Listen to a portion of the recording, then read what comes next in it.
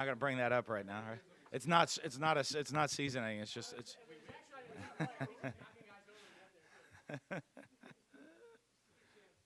How y'all doing today?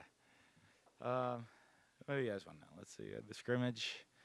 Had a scrimmage last night. It was okay. Guys are, we're taking steps forward. One of the things we're always in a race against time.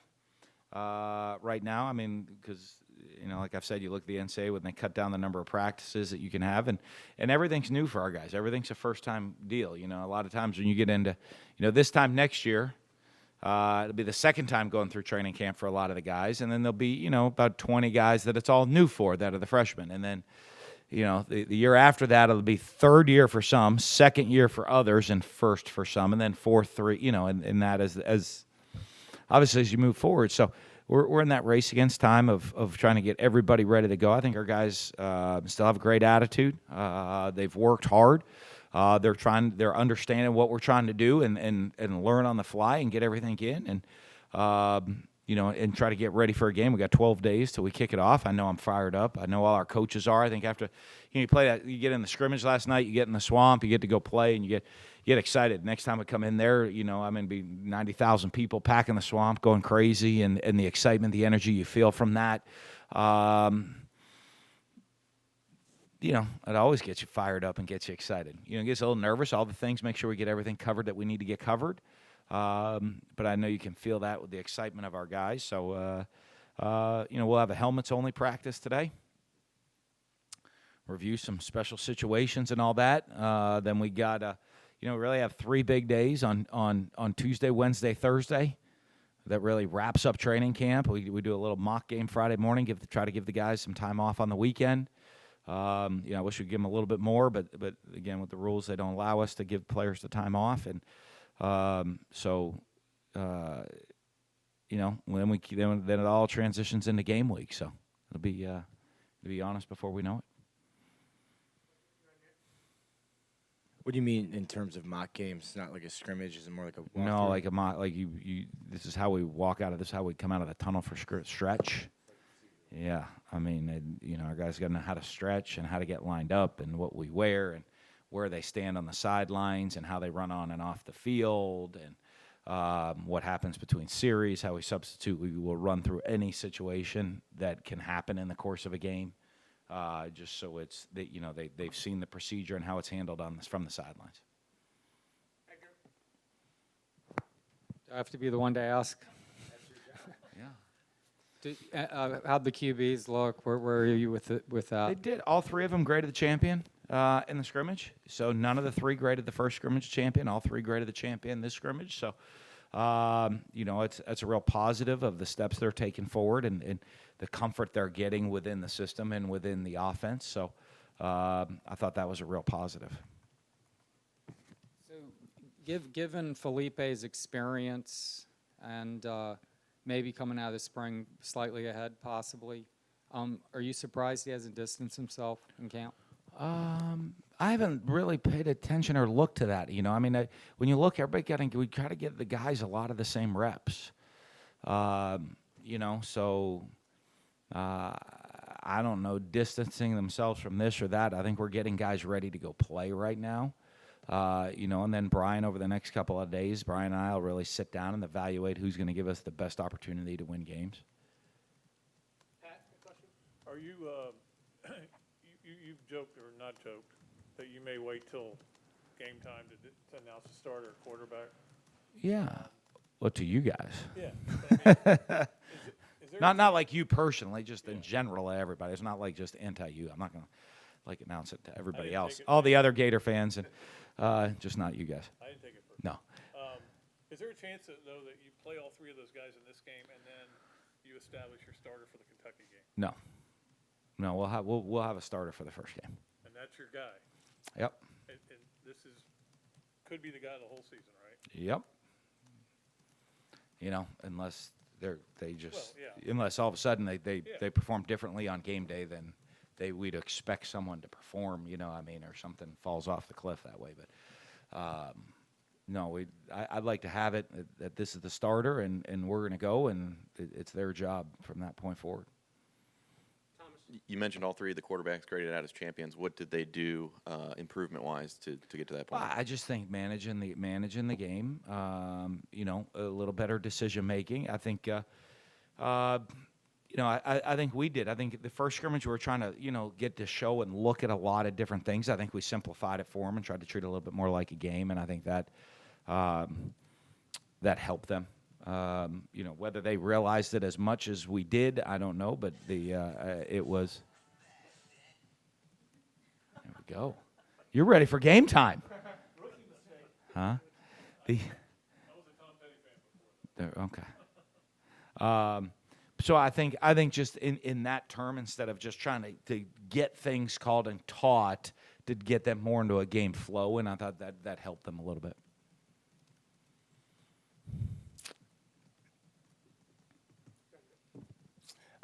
You recruiting Kodak Black? Huh? Am I recruiting him? I don't know if he Yes. has any eligibility left, but no, I know our players are big fans. I mean, I've heard his stuff. I mean, we play them all kinds of music at practice every time, and everybody said he's a huge Gator fan. So, love Gator fans. So are you listening to Kodak when you're driving to and from work? I don't know. I get a lot of it at practice. We play a lot of music at practice, so I have such a wide range of taste driving to and from work. Boy, probably the most common station, though, on my radio to and from work is 80s on 8. Okay. But I'll go anywhere, it depends how it hits you. I'll go country, I'll go classic. I got 40s. The 40s, they moved it way up, though, right? The pop, yeah. Pop rocks. They said Yacht Rocks is back on, but you got to go find it. I'm on Sirius XM. I do listen to all, like, the ESPN little stretch. And then I'm from the Northeast. So I got Howard 100, Howard 101 on a lot. Don't hold that against me, but I am a big Howard Stern fan too, so I love Howard. But I get my Kodak, I get my Kodak and all that stuff at practice all the time. So we put the music we try to culture it and mix it in, but it is heavy towards the players.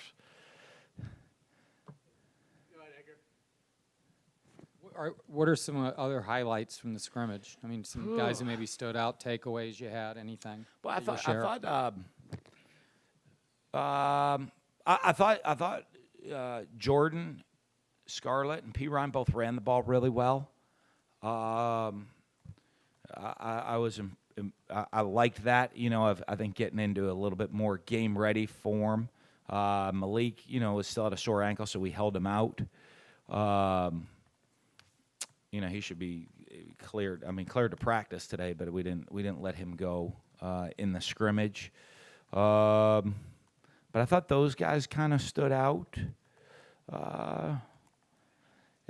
Overall, it's hard to. I have such a high bar of where I want it to be, and I don't think we're close to that. But we're progressing in the right direction. So I don't think I freak out. Maybe I would have a long time ago. Like you're like, oh my goodness, or no, this is where we have to be, but we're heading in that direction. So what you're trying to do is find the positive and keep pointing us in that direction, and realize we're not going to be there tomorrow. We're not, we're going to be developing throughout the season. We're certainly not going to be a finished product week 1 or 2 or 3, even 4. I expect us to be a much better team at the end of the year than we are at the beginning of the year, and. With as this team continues to grow and develop and learn what our standard is and our expectations of the program are, and as they learn to do things, in every phase of it. You're talking about the hands team. Make sure our hands team's ready. What are we doing on kickoff after a safety? There's things that guys get very comfortable with. After they've practiced it for a couple of years and they kind of know how it works and. In every situation in the game, and all of that's new for how we handle all of that for our guys. You getting any more clarity with the offensive line rotation, backups? Yeah, we're getting there. We're getting there. I don't know that I'm 100% comfortable with it yet, but I think we're getting there. It's starting to. I think that's still a part where we need those guys to continue to accelerate. I think one of the big things we do in the scrimmages is guys got to don't act like a 2, act like a 1. You know what I mean? And be a 1A and a 1B. You know, not a 1 and a 2. And I think on the O line right now we have some 1s and we have some 2s. You know, and we need some 1Bs that are ready to step on the field. I know you said you're not big on officials at practice, but it sounds like you guys had some, and maybe there were some particular points of emphasis in terms of. Well, you know, I like them call it really tight while they're there.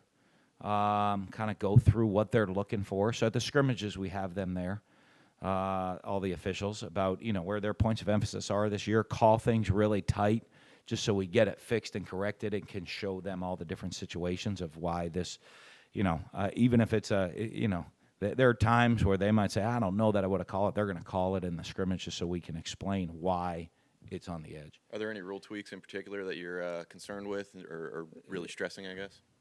Not that I'm concerned with. The one I'm concerned with is the knee pad. You know what I mean? I don't. These guys watch the NFL. They don't. Their knee pads don't cover their knees, and so they want to be like them.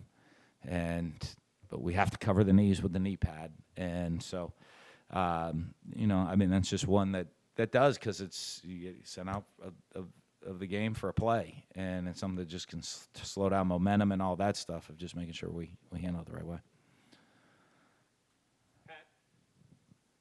Yeah, you talked about how you're getting excited. I mean, are you sensing that in your team too? That as this thing, you know, these can be the dog days getting ready for that first week.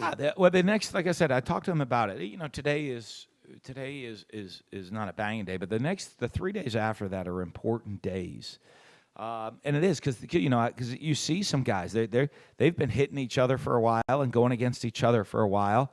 You know, they want to see that. Let's see somebody else. I want to go against somebody else. I want to get in the stadium and pack the swamp and go compete to win the game out there. So it is so. The next, Tuesday, Wednesday, Thursday are going to be big days for us mentally to keep that focus in our preparation and on the development side of our preparation, and not as much game preparation for week one. You know, that we're developing ourselves, making sure we're very comfortable in what we're doing, in within the program as compared to how we're relating it to go compete against somebody else. So. But I think they're ready to get to game week. Hey, Dan. He didn't do this a whole lot last year, but has Felipe made any strides in just sort of picking up the defense and knowing when to run the ball and being a better runner in that regard? Yeah, I think he's learning. You know, that was when we're meeting with the quarterbacks today in the quarterback meeting and said, hey, we got to start transitioning into, knowing what to do within the offense, how to do it. And why we're doing it, how to use the offense to go make plays, start looking at how it all comes together and how we use it to attack defenses instead of this is what I do on this play. Every play being an independent entity, starting to get into a game mold of this is how this sets this up to this, to this, to this, and why we're going to call it, how you want to react in game situations. That was a big deal, an emphasis on the scrimmage of, why we're calling certain plays at certain times, how you want to handle the situation. If you have a second and long, what are we trying to do? If we call this group of plays, we're trying to get half of it back. If we call these group of plays, we might be trying to go convert on that play. All of the different scenarios, and then understanding why we're doing what we're doing. And they're learning. It's a like I said, it's a big curve because, a lot of times it takes a quarterback a year or two to learn the offense.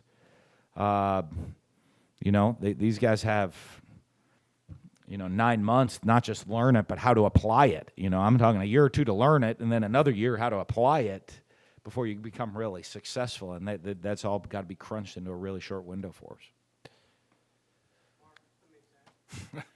Just as you're going through that process and trying to get this offense going with young quarterbacks, no matter who it is, how much is it going to help you and your staff, to have the bevy of backs that you do? You might have a guy get banged up here or there, but as a play caller, how much does it help you, especially with young quarterbacks? Well, it does. If you know me, I want to be 50-50 run pass. I'm not bombs away, and I'm not just pounding it like we're just going to grind it out. You want to be even. But I think if you being a 50-50 team, if you start on the run side of the 50-50 and you can establish the run, it makes the other 50% easier. If you got to start 50-50 pass, it can open up some easy runs, but you got a lot more execution you got to do on the pass side of things. And you talked last week about how much you've changed as a coach. I think one example you used was the 1 to 10 thing that you do. Being back here at Florida and around a lot of people that you used to work with, have people even said stuff to you about how you've changed from last time you used to be in these offices? I don't know. That's a no. I mean, I think I'm the head coach now, so everybody just smiles at me all the time. And like, I don't know if they're nervous or one of those, but I mean, I try not to make people nervous around me. But when you're a head coach, it's like, hey, coach, good to see you. Great to see y'all. So you need one of those anonymous polls that you can get with Steve and everybody around the office to go ask and see what they say. It have to be anonymous, though.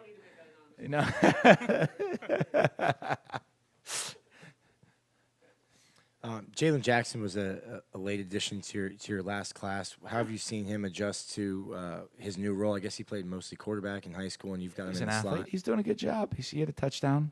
He scored a touchdown last night on a pass. He's, good young player. Freshman trying to figure it out. So.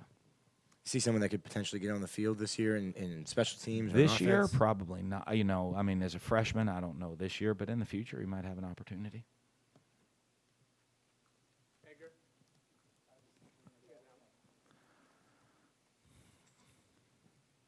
You mentioned picking up the playbook. Several players last week were saying how much easier this system is. I know you didn't coach the previous one, but how do you go about making a playbook and a system digestible? Well, I always think this. And I explain this our offense to guys. It might not always be the easiest to learn, but once you got it, and it's a lot easier to use. And so as you invest the time, once you know things. We're very multiple in what we do, but not always complicated, if that makes sense. We'll run the same play a lot of different ways, but once you know the play, this is what you do. We'll use different formations and motions, but once you know the concept of the route, you know what's going on. So I do think we tried to that way. So there'll be a lot of things, I guess, within our playbook. As we get diverse, it's not diverse for all 11 people. So we might have, you take 10 plays that look like 10 completely different plays. 7 of the 10 will be the same for the O-line and 3 will be different. 7 of the 10 will be the same for the quarterback and 3 will be different. For the tight end, the same way. So once you get the concepts and you understand the concepts, the offense is really easy to use. And as we get multiple throughout the season, it's very easy to make adjustments within the game and within what we're doing for the players from week to week. I guess Does that make sense? verbiage was mentioned too. You just try Yeah, not to we're not a overcomplicate big that. verbiage team. I don't. I get confused if I got to say too many things. I have translators, so we've run the offense for a long time. We've renamed it several times. Just for our own protection, change signals, you change everything just so people have you move around, people know what the stuff is. So like I'll call a play sometimes and they'll look at me and they'll be like, Brian will step in and I'm like, no, it's this. I'm like, oh geez, that was like 3 years. Like we called it that at Utah back in 2003. Yeah, it must have had a flashback or something right there. But Brian will be like, no, we call it this. So I'm like, all right, thanks. So he translates. But we do try to keep the verbiage pretty simple for them. You talked about special teams a bit and your emphasis on that. I think we're getting the kicker and punter tomorrow. How have they done? I mean, they have some big shoes to fill at those positions, obviously. They do. I'm pretty pleased with how those guys have performed. Our specialists for the most part. On the special team side of things, that's where my concern, and Greg and I meet constantly in getting the depth and the walkthroughs and the reps of not the punter or the kicker. It's everybody else involved in the special teams because everybody, they're the only ones that are here to do special teams. Everybody else is here to play receiver, running back, tight end, linebacker, safety, corner, defensive end, outside backer, whatever it is. in special teams. So those guys are focusing so much on learning the offense and the defense, and there's huge special teams roles that need to be filled. And that probably to me is the one thing of making sure our guys understand the schematics of our special teams. Because that is such a critical part of the game. Again, that's one of those where I always think once you got it type of deal, And so you look at the guys that are on the a kickoff team, and a guy that's been sitting there and hey, I was a third stringer as a freshman. I was a backup as a sophomore and started as a junior. Well, I know the scheme inside and out by the time I'm a junior. The problem is our juniors, it's their first time learning it. And so that's what puts us behind. So that's what we'll do a lot of special teams today at practice.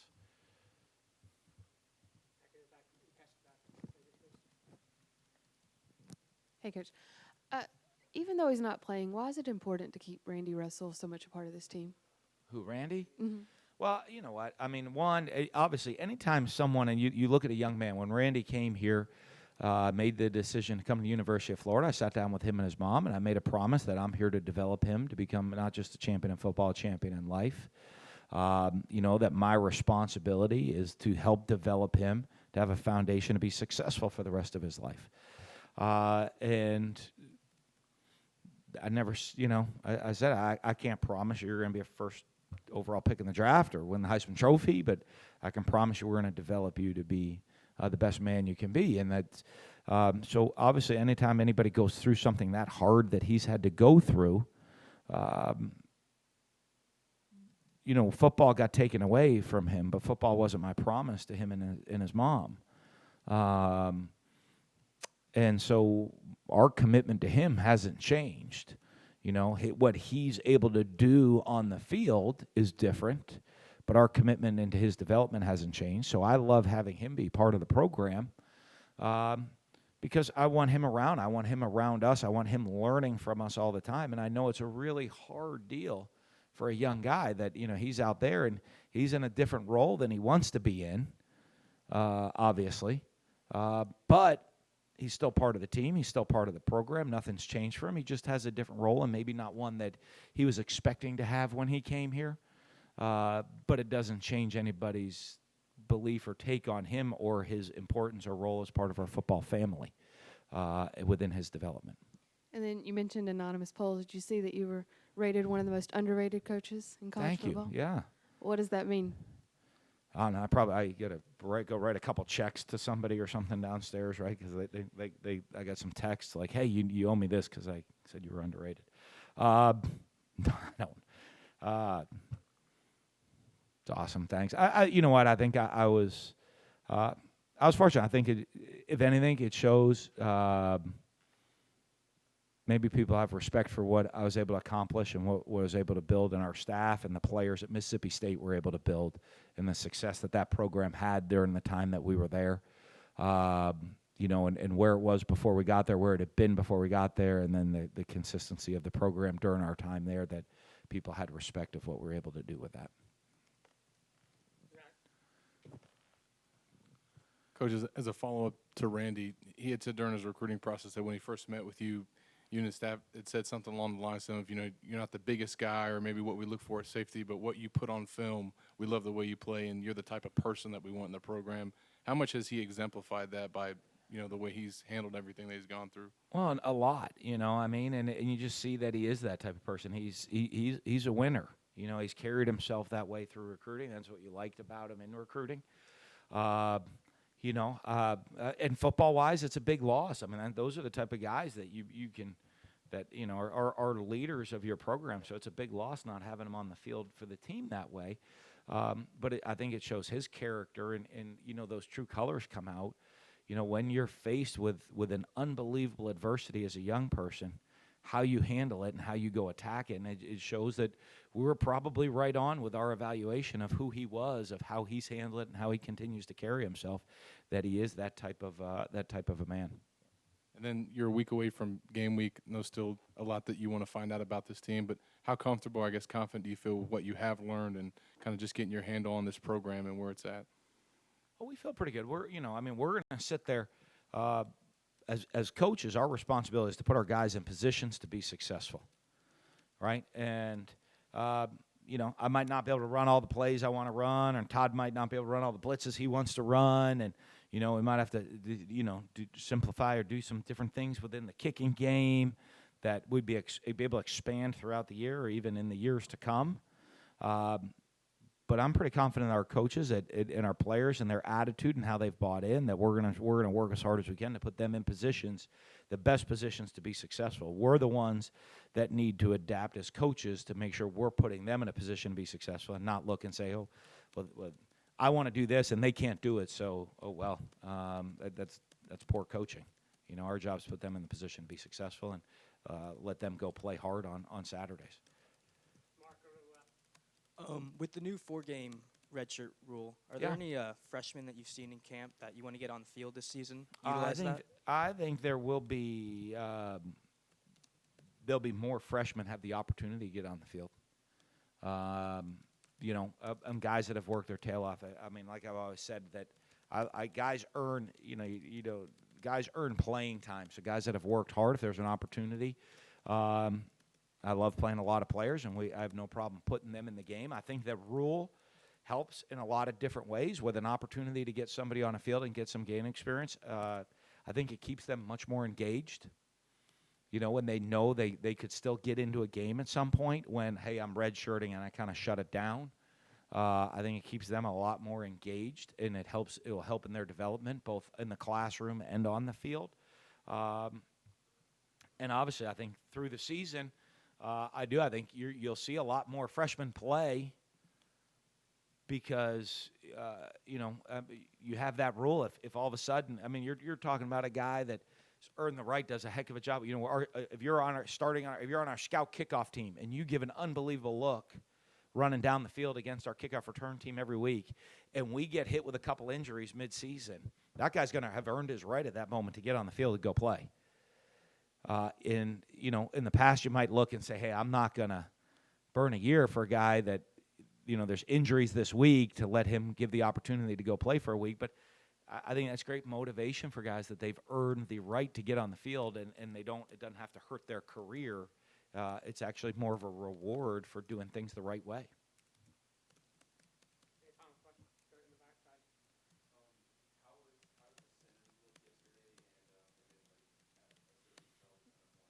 No, they're still competing. That's probably the biggest battle still on the offensive line.